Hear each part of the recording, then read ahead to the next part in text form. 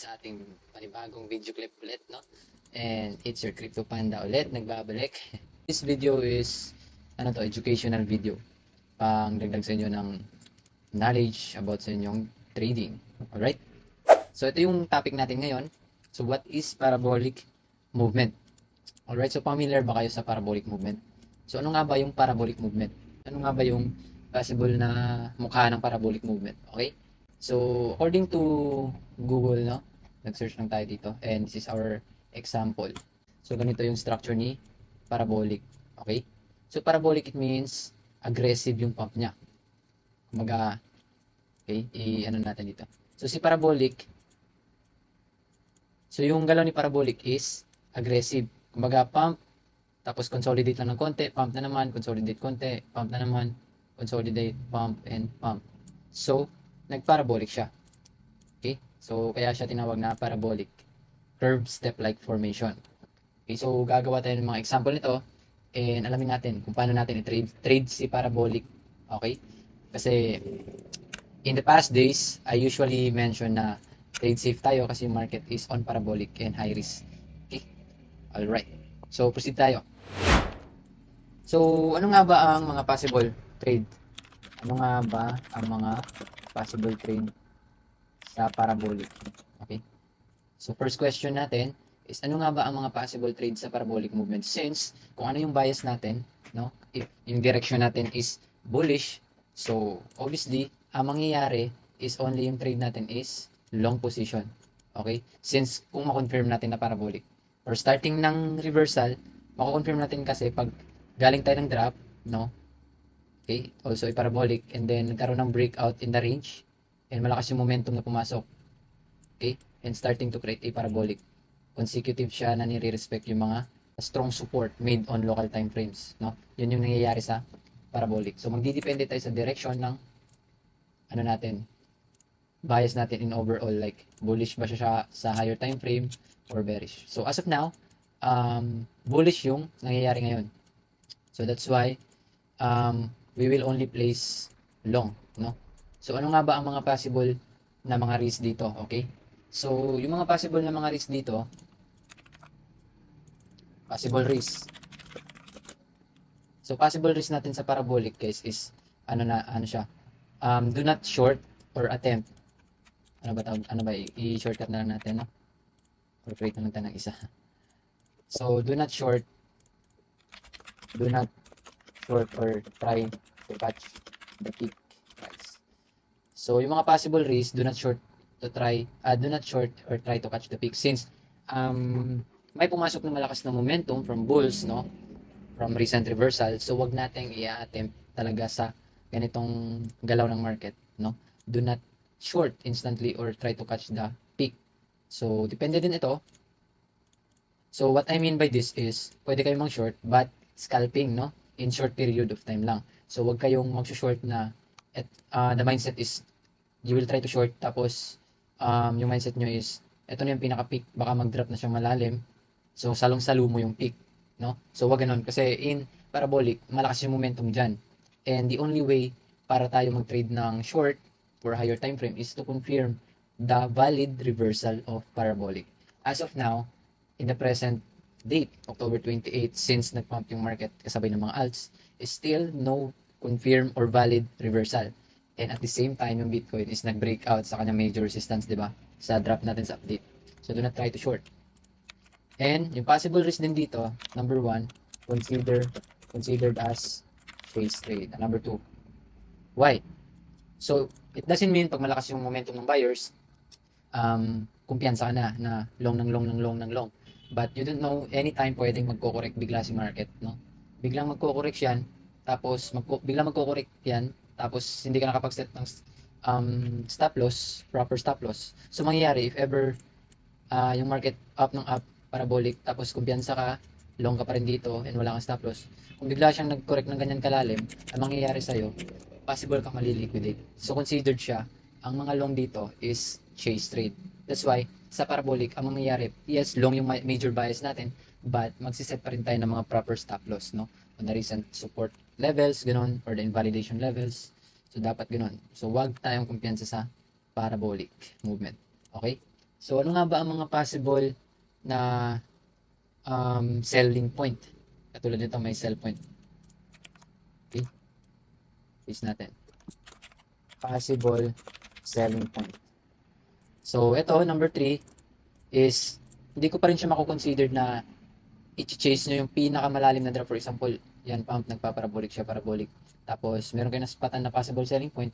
So, wag nyong anuhin yung mindset nyo na nakapag-entry kayo ng peak and nag-materialize and gusto nyo saluhin yung pinaka-deep. Okay? So, yung mga possible selling point dito is the possible reversal. Like, nagkaroon siya ng parabolic. Yan. Break of support. So, nagkaroon ng breakout dito sa support and hintay nyo yung possible retest na mangyayari. So, doon yung mga possible selling point or track the bases. Base 1, base 2, base 3, base 4. No? So, hahanapin yung base 4. Ang sabi dito sa at the end point of base 3 indicated by the X symbol, yan, X, the stock could double in the shortest period of time. So, it means, naintindihan mo natin yun. Grabe, malalim yung English, di ba? So, it means sa base 1 daw, for example, base 1, tapos ito base 2, tapos nag-pump base 3. So, these pumps, yung mga pump na nangyari dyan between 1 and 2, almost lang same sila ng changes. Like, what do I mean is, for example, nag-pump siya ng 5%, so sa second base is possible, hindi siya masyadong malaki, 5 to 6 pa rin. So, mangyayari yan, yung X point symbol na coming soon na yung possible selling point, pag nag-double na dito, okay? If ever nag-pump na ng mga ganyan, from 5 to 6, magpa-pump siya ng possible 12%. Okay? So, but, hintayin nyo munang magkaroon ng valid base 4, no? Magsa-sideways and another last pump. So, dito nyo nahanapin yung mga possible shorting sa breakout na sinasabi ko kanina. Okay? But, ano nga ba yung mga possible target natin dito? Okay, ano yung una nga kanina? Possible selling point? Identify bases. Yan, bases. Bases 1 to 4. Second one, wait for valid base 4. The third one is wait for the last pump. And yung last one is wait for valid break, valid reversal. Which is ito. Ito yung number 4, wait for valid reversal. So, more on wait talaga, no? Pag ganyan. Kasi as a trader, dapat mataas yung patience natin. Kasi pag ikaw ay isang trader na wala kang patience, uubusin lang ni market yung portfolio mo. Okay? So, ito yung mga example. Ano nga ba ang mga possible trades sa parabolic? So, ulit natin to para mas malinis. So, number 1, identify bias in higher time frame. Second one naman, long if bullish or short if bearish. Okay? And rule natin, do not counter if there is no valid confirmation. Ayan. So, quick recap lang natin. Ano nga ba mga possible trades sa parabolic? Identify bias in higher time frame. Kung bullish, reversal. So, long if bullish, short if bearish. So, yung rule dito, para hindi ka masyadong maano ng stop outs or anything, do not counter if there is no valid confirmation. Ano nga ba yung example? For example, sa base 2 pa lang, kinounter nyo na agad. And gusto nyo talaga yung pinaka-deep yung mararide nyo. Magpapampa pala yun, di ba? So, dapat enter on the valid confirmation. Pero, hindi ko rin sinabi kung ito, valid na to, kaya niya nang i-ride yung possible dip. Possible siya if ever confirm reversal. Pero yung gusto natin dito na mangyari trade, kasi since parabolic, yung ano lang muna, yung short term. Okay?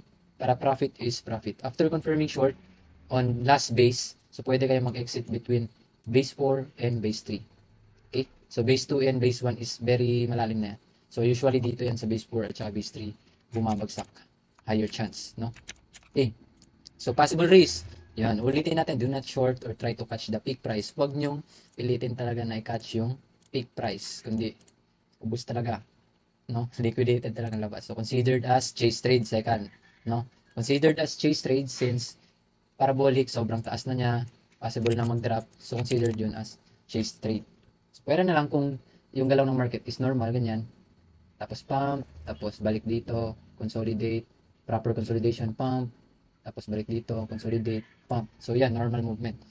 Pero ito parabolic, considered as aggressive move, no? So dapat mabilis din yung kamay mo dito. So the third one is possible selling point. Selling point, okay? So the buying point na naman, idadagdag natin last. So yung mga possible buying point dito guys is masyadong madali lang i-identify. Bibigyan ko lang kayo ng dalawa. Long on supports. Yan. Second, wait for valid test of support of resistance become support. Yan, dalawang yan, napaka-importante. Mababaktis nyo yan after nyo manood ng video na to. Okay? What do I mean of this is, okay, buburahin lang natin ito natin. Brush, brush, brush. Ayan. So what do I mean of this? Long on support, it means yung mga valid support or obvious support na nire-respect, no? Pwede kayo mag-long dyan and mag-stop loss kayo tight or proper stop loss, mga 1 to 3%. So pwede kayo mag-long kasi malakas yung momentum ng bullish. So, possible yan na magko-continue, no? Tapos take profit, risk reward possible ninyo 9%, no? 3 stop loss, 3 to 9, no? Possible kayo mag-stop loss ng 3, TP kayo ng 9. Pwede ding TP nyo dito sa resistance and partial na lang yung matitira. So the second one is wait for valid test of resistance become support. What do I mean of this? Is yung mga resistance na to, na na-break, possible yan na i-retest back to become a support. And pwede nyo yung ilong. Because continuation will happen, resistance again, retest, another pump, resistance again, and pump, and so on. So ganyan, try nyo yung backtest yung mga alts. Mostly ganyan yung nangyayari. So napakadaling i-trade pag nasa parabolic. Pero yun nga, always remember, huwag tayo maging kumpiyansa kasi market is full of surprises, no? Kasi anytime sa parabolic, biglang magda-drop ng malalim and the majority of mindset of trader, pag ganyan, no? Lalo na pag bago pa lang talaga sa trading.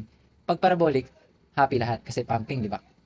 Sasabihin nila, yes, bull run na, profit, profit, profit. Lahat nagpa-profit lahat kasi uptrend.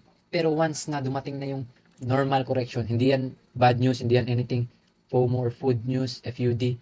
It's a normal correction based lang na sa higher time frame. Kaya malalim kung mangyari yung ganyang correction, no? Tapos hindi ka aware. So lahat na mangyayaring gains mo na produce on parabolic, possible yan na maubos ng isang trade lang pag darating yung ganyang correction.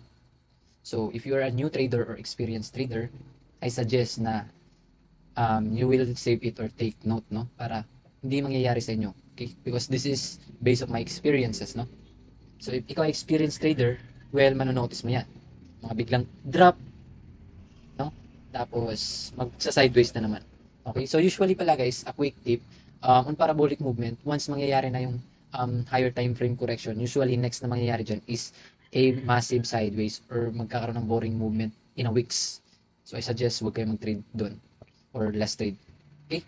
So yun lang yung video natin ngayon about parabolic. So I hope itong simple na video is meron kayo napulot na aral kahit konti, no? Kahit simple, and try it to backtest. Backtest nyo lang. I-observe nyo or i-apply nyo yung natutunan nyo ngayon. So what is parabolic movement? So abang-abang sa next video natin, and don't forget to share this video, fam. Thank you, Crypto Panda ulit. Peace out.